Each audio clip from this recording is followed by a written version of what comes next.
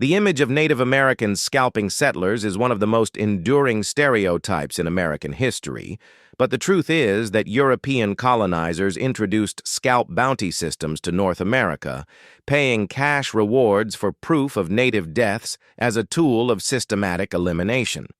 Ready to find out how colonizers created an industry of violence, blamed it on indigenous people, then used that false narrative to justify their actions for centuries?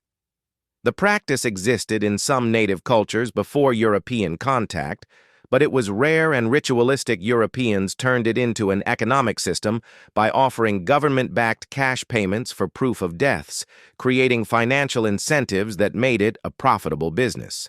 The Dutch in New Amsterdam offered bounties in the 1640s. The British colonies expanded this throughout the 1600s and 1700s, with Massachusetts, Pennsylvania, and Virginia passing laws offering specific payment amounts for proof of indigenous deaths.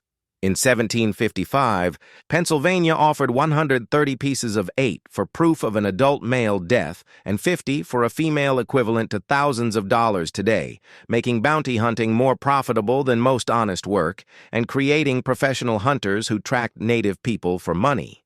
The French also participated, and both French and British encouraged their native allies to participate in the bounty system, weaponizing the practice and spreading it beyond its original limited contexts.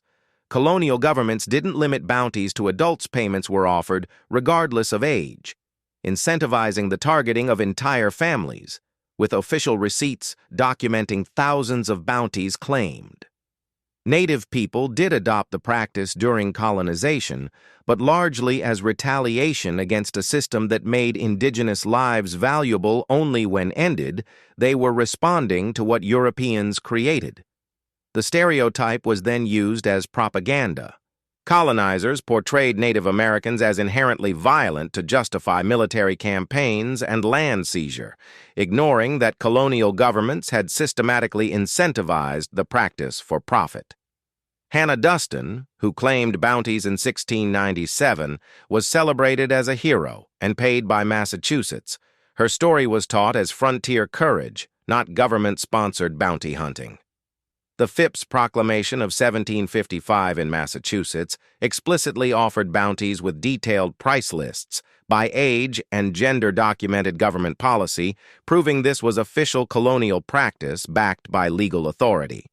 By blaming native people for a practice colonizers systematized through payment, European settlers created a justification cycle. Pay bounties, claim natives are violent, use that to justify more military action and more bounties.